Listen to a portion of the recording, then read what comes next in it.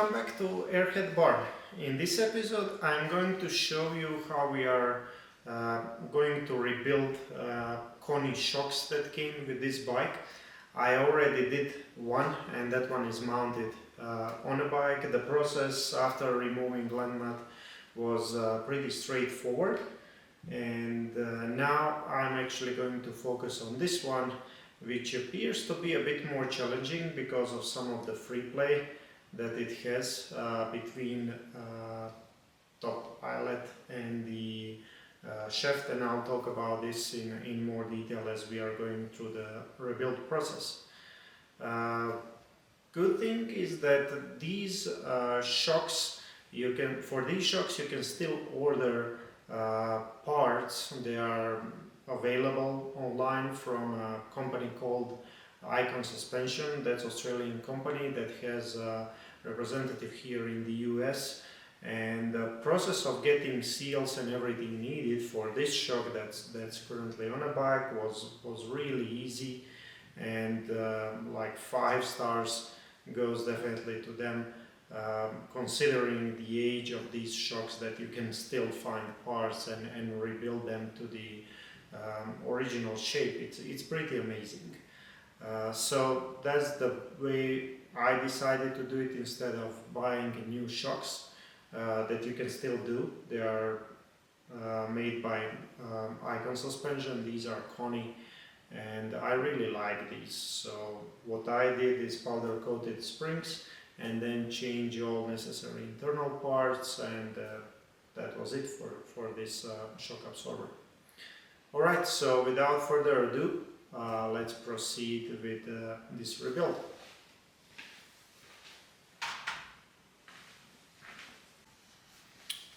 So here is another shock absorber where I already removed a spring, and the reason why I did that because I sent it for powder coating, and in the same time I removed these bushings just to inspect them, how they look like.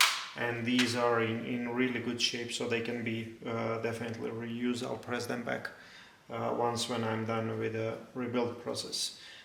During disassembly of this shock from a bike, I discovered that there was only one steel sleeve that usually it goes inside the bushing, and the upper one did not actually have it.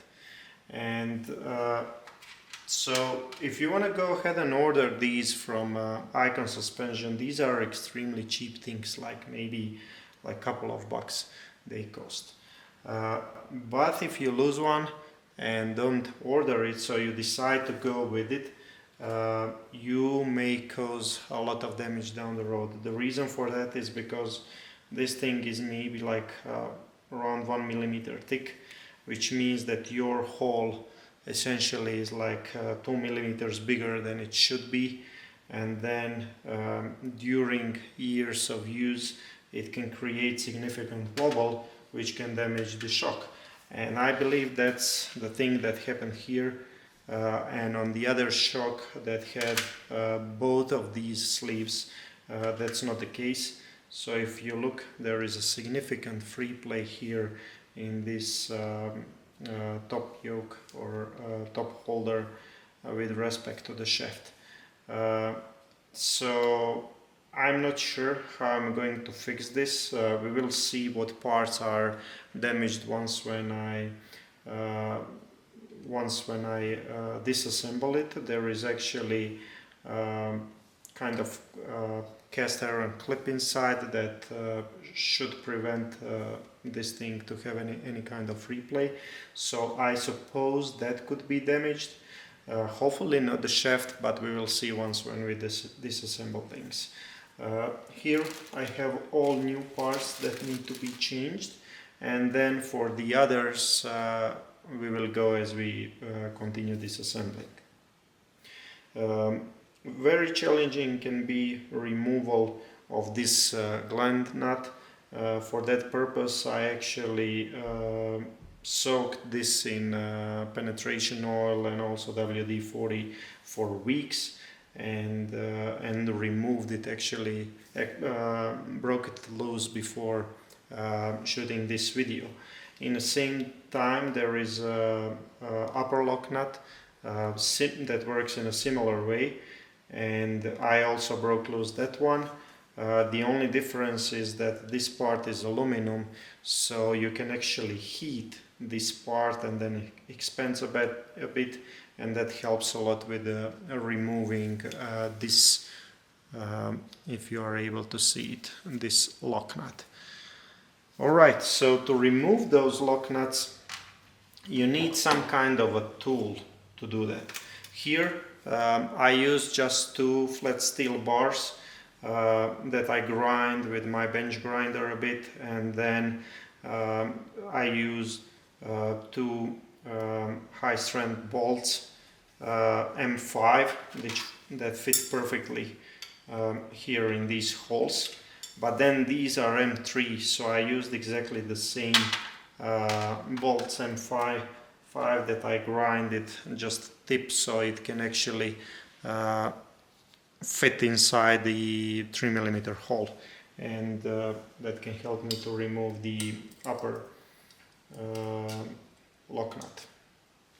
Okay, so let's proceed. We will put everything in a vise and then start the removal process. Alright, so in a vise I have like L-shaped aluminum as a soft jaws, so I'm not damaging the shock absorber. So first we are going to remove this gland nut. So I'm going to clamp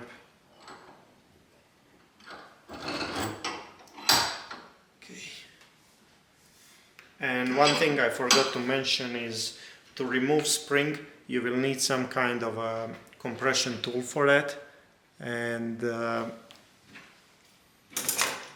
this is basically the one that I use. It's for smaller springs. Of course you cannot use this for car or maybe not even for monoshock.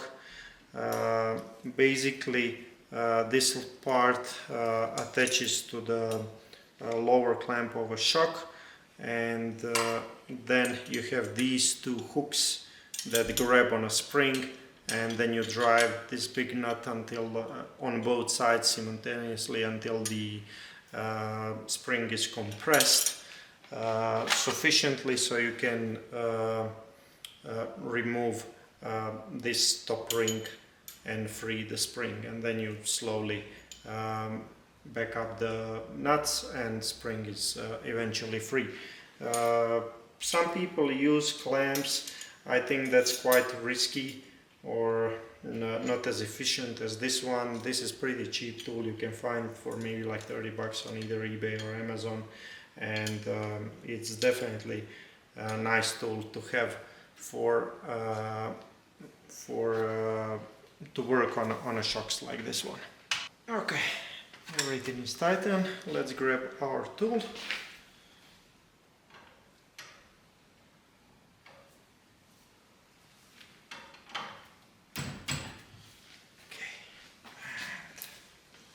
As I said, I previously broke loose this gland nut. This is usually the biggest problem when rebuilding these shocks.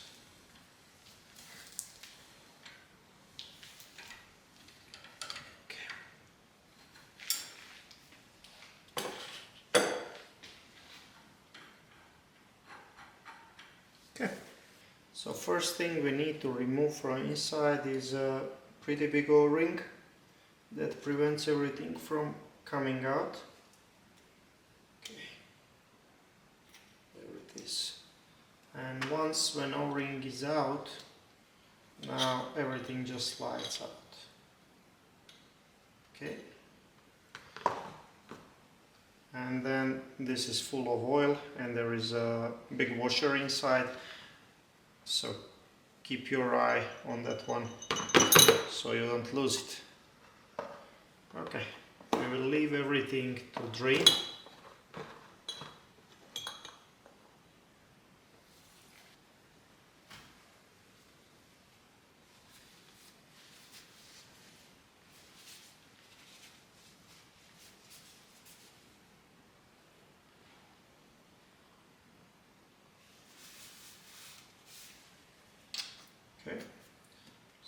this just slides out,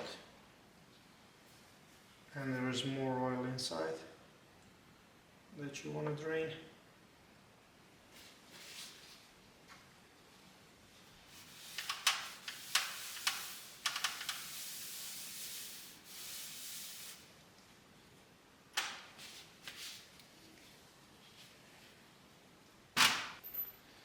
Okay, now we can start with a piston. So to remove piston, there is a bolt here, and 12mm socket works for that one.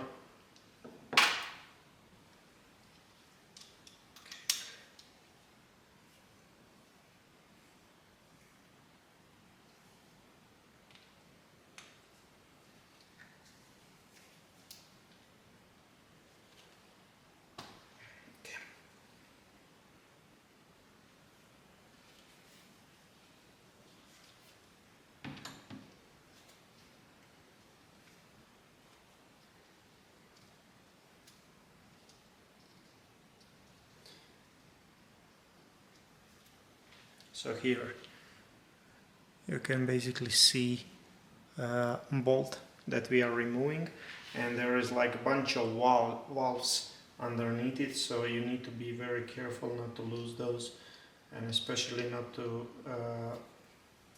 change the orientation and their position. So in order to prevent that, we are just going to slide everything as a single piece.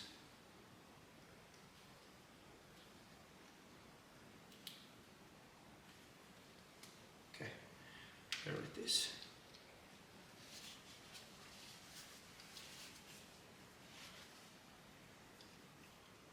Now the rest of the puzzle, this thing, O-ring, and this is our Gland Nut with a seal inside that we are going to replace, and a rubber stopper that's also going to be replaced. Okay.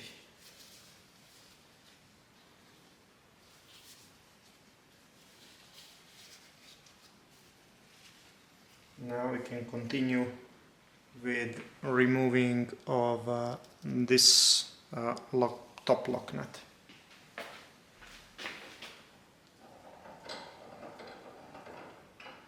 I'll put everything in soft jaws again. Okay. And now I need to replace these bolts on my tool.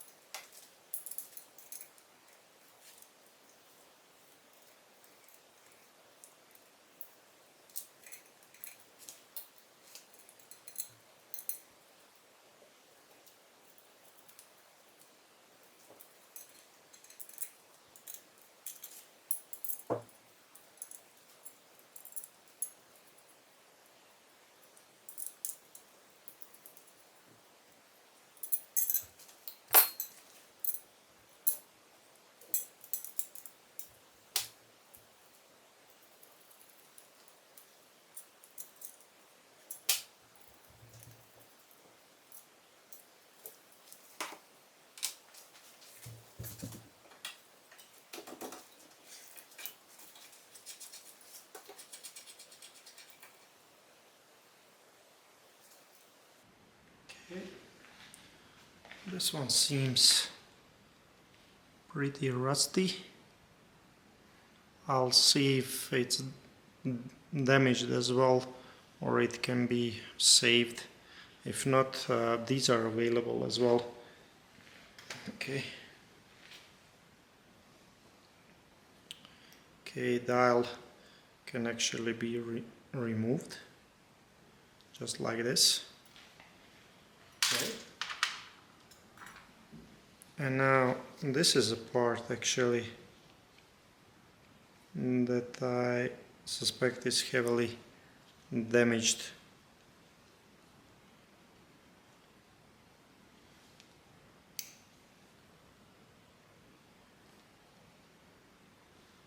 and that will need to be replaced, and it's available. So now besides that part, the only other thing that needs to be replaced below this plastic sleeve or bushing, there is a tiny O-ring that we need to replace as well. And that's it. Okay. Now I'll start slowly cleaning parts, and then we will start putting new ones in.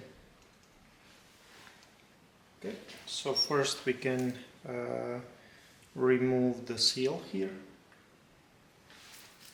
Okay, and it seems 12mm socket works just fine. Okay. Like this.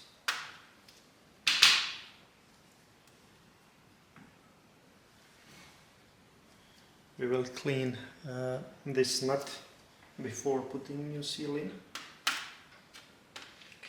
in order to remove this clip. Sometimes it slides just out, just like this. Sometimes you need to just slightly tap it with a hammer, and there it goes. Okay, now I'm going to clean everything and inspect for any kind of damage.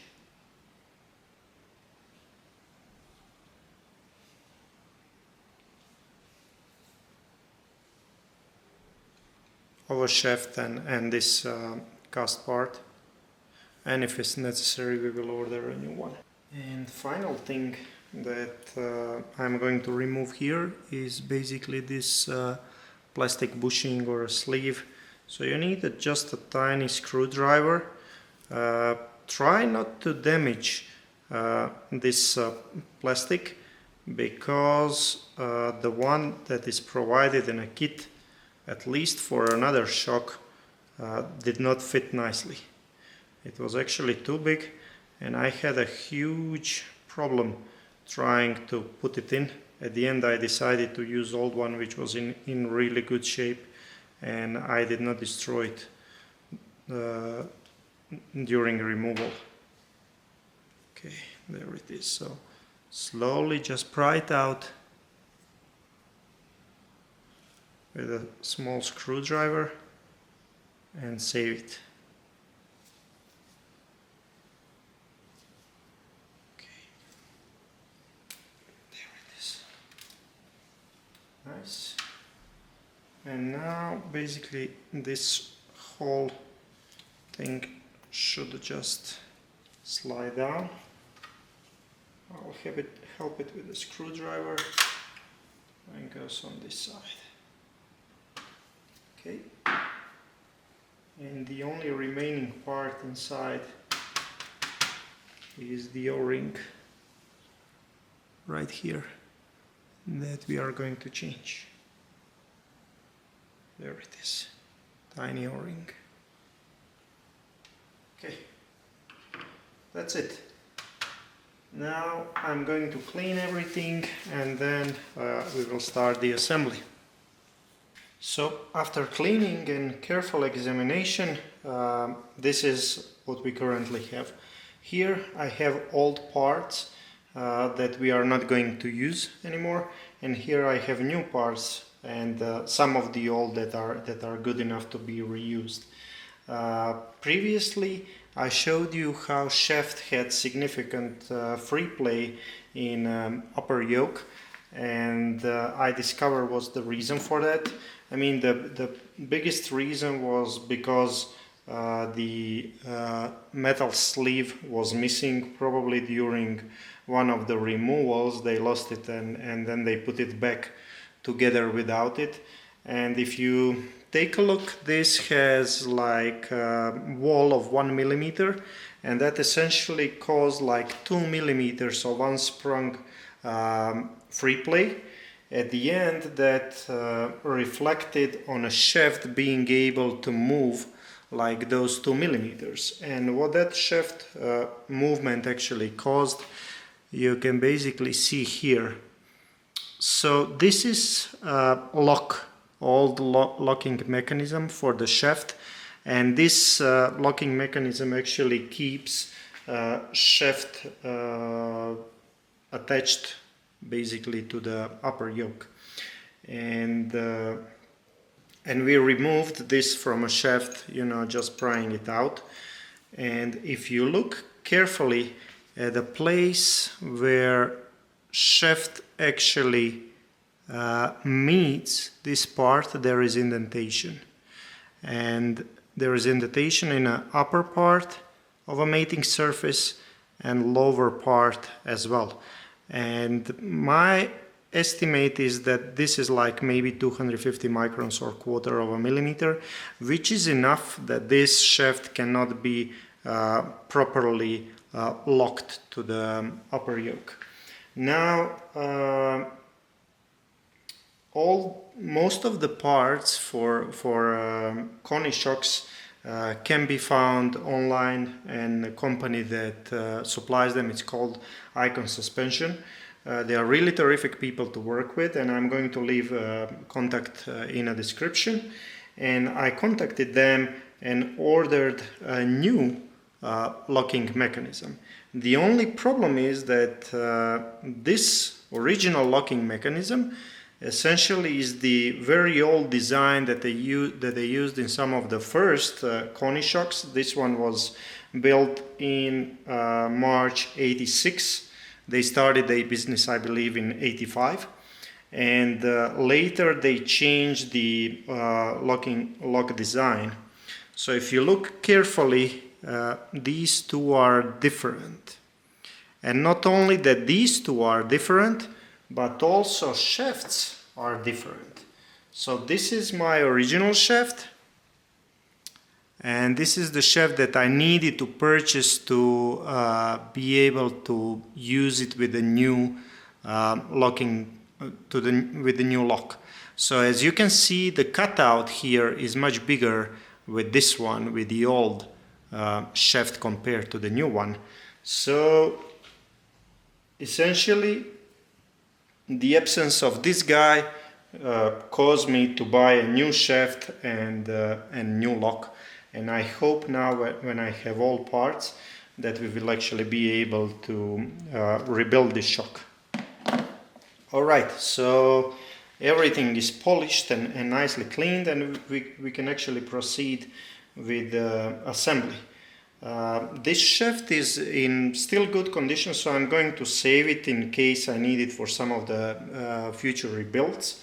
Unfortunately, this guy is not. Roger at Icon Suspension had a similar one, but it seems that his indentation was even bigger, so I did not decide to go that way, but actually to purchase new parts. Okay, so how we are going to do this? First, what we need is our new shaft. We can put the new locking mechanism. Alright, and this one goes pretty easy compared to the old one. Okay, let's see how it will work. Alright, so this one goes from the bottom all the way up.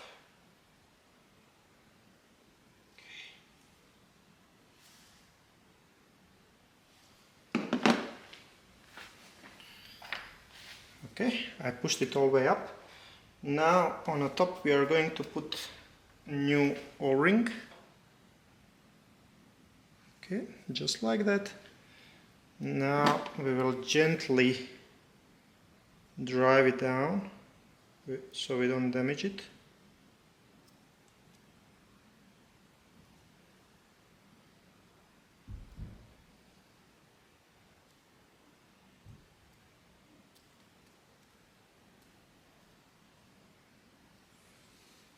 Okay, and now there are these plastic spacers. The one over here came from the old shaft. and this is the one that was in a kit. Unfortunately, they are not the same size. So I talked with Roger about this, and it seems that Icon shocks actually have this opening a bit bigger, and this actually spacer fits really nicely inside that one, and it's not the case for actually this Koni shaft. So they are suggesting pressing this one as much as it can go, and then with a razor knife just cutting it. I'm not going to do that. I'm going to reuse the old one because it's in way better shape, and I don't want to go ahead and start cutting it. Okay, there it is. Let's see if I can just press this down.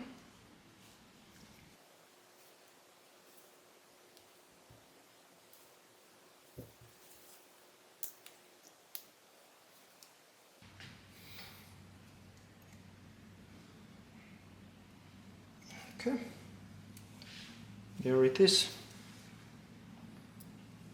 Now we can proceed with the rest of the assembly.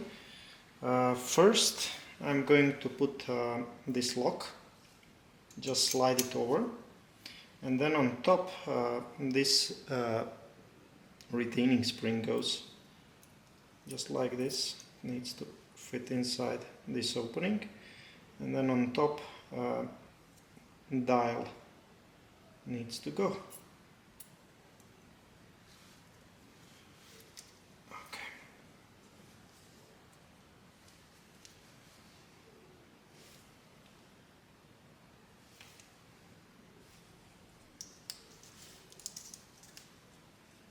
Looks good to me.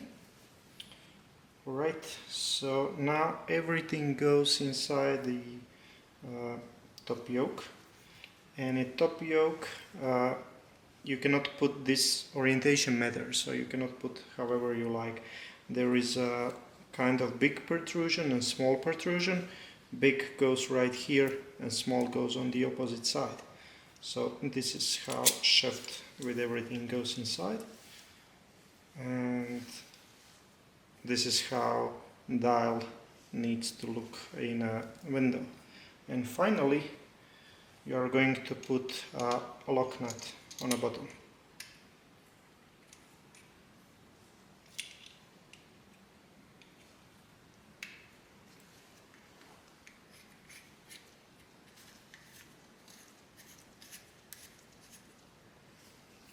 Okay, and now I hope we can actually tighten everything in a vise. I have soft jaws. I'm going to clamp this, and with my tool I hope I'll be able to tighten it.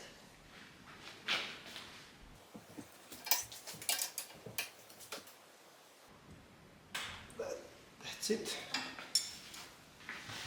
And there is no free play anymore in the shaft, so we definitely fixed that.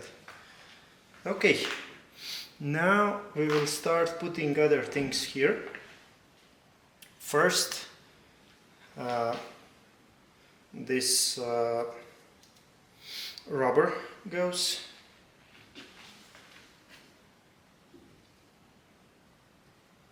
It goes this way.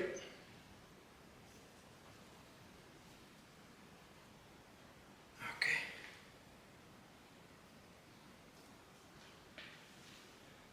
Awesome. Now this plastic comes like that.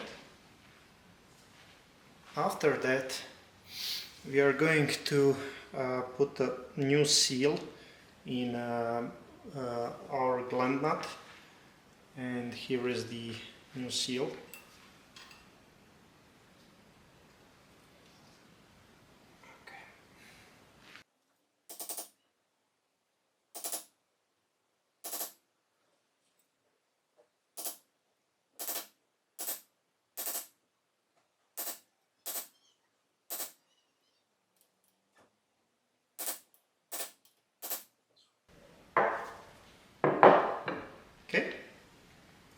that's done. I'm just going to use a bit of oil.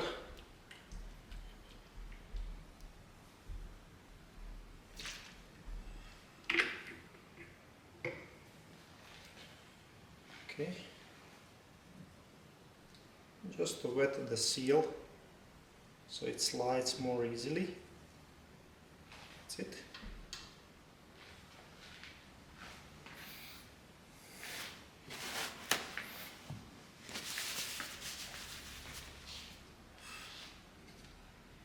And then to prevent damaging the seal, it's good to use a piece of plastic, because this can be pretty sharp and it can damage the seal.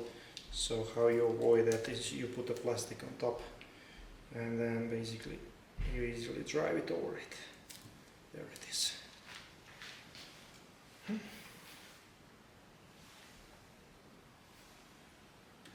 Perfect. Okay. Next thing is O-ring. This guy. Okay. And now the whole assembly that we previously cleaned, like I took apart all valves here and everything and a piston, and now we can basically just put it back on top of the shaft.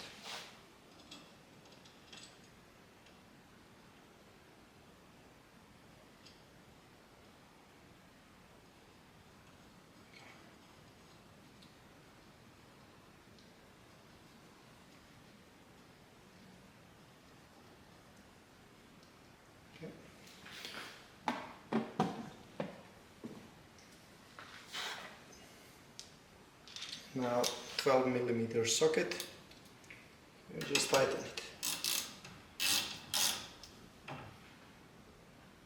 Okay, that's enough, right?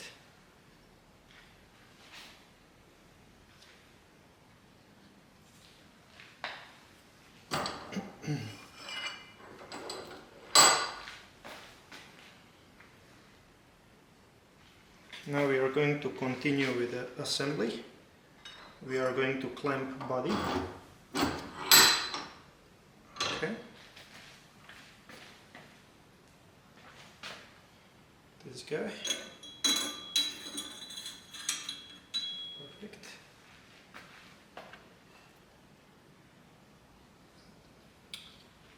Now big washer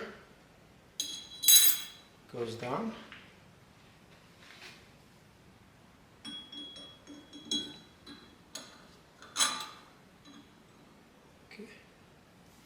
That's great, and now we can actually fill 80 milliliters, which is a recommended value for this shock. I'm using this big syringe filled up to 80 milliliters.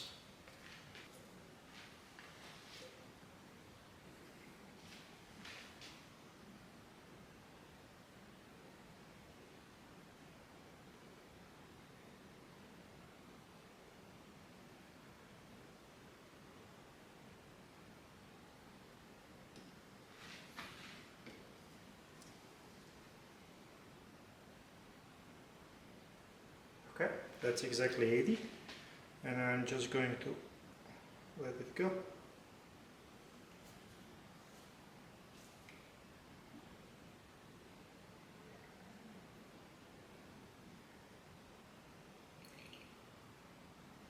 Perfect.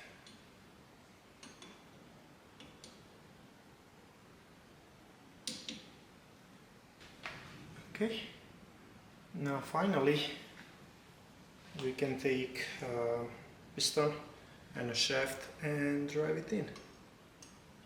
Okay. Okay. So it goes down.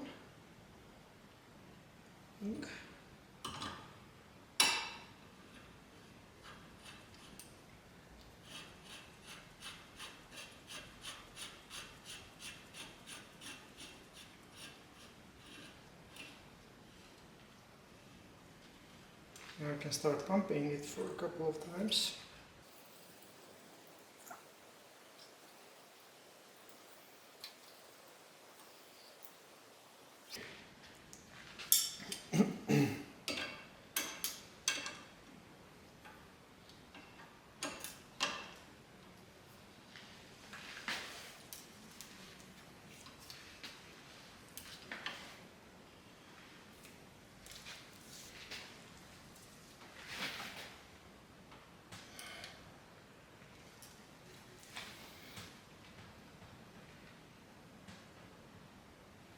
That's it.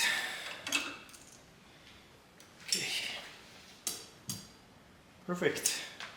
Next thing we want to do is put the bushings, rubber bushings back in, and then we can basically install the spring. So to mount the bushings in, it's always a good idea to put some soap, so it slides more easily.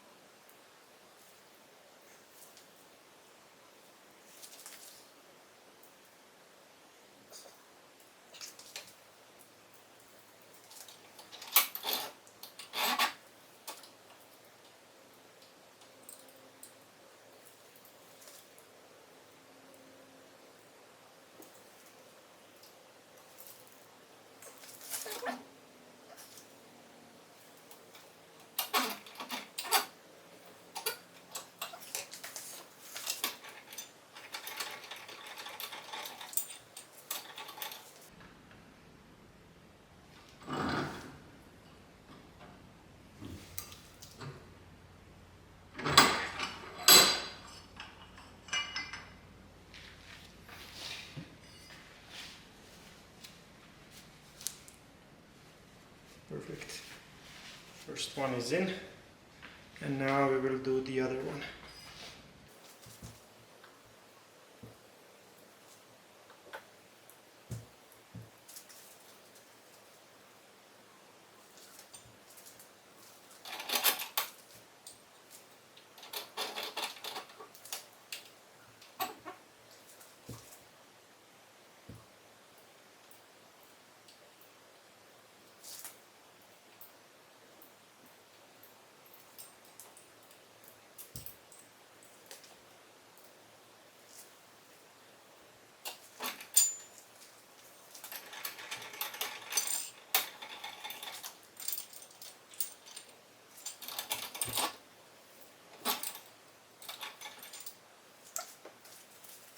Perfect. We have both sides, and now we can essentially put the spring back, and that's it. Okay, we can proceed with the spring installation. I'm just going to put this sticker so we know that shock is fully rebuilt with the original parts.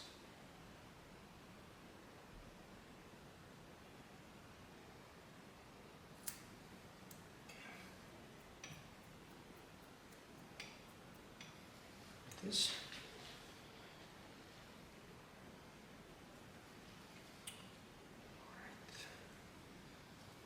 So this is how compressor works. This goes on a bottom yoke, and then you use original bolt, drive it through.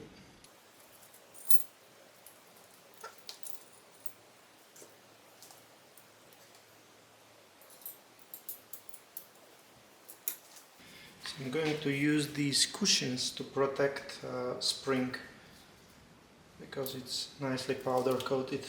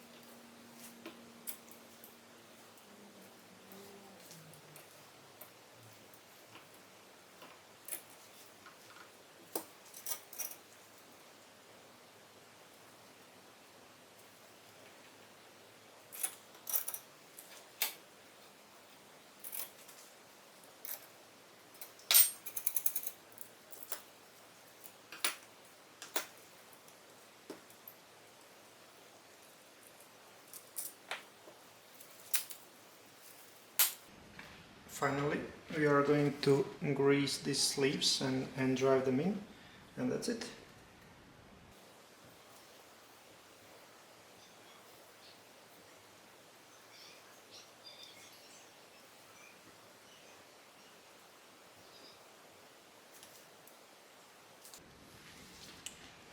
So here it is, this shock is ready to be installed on a bike.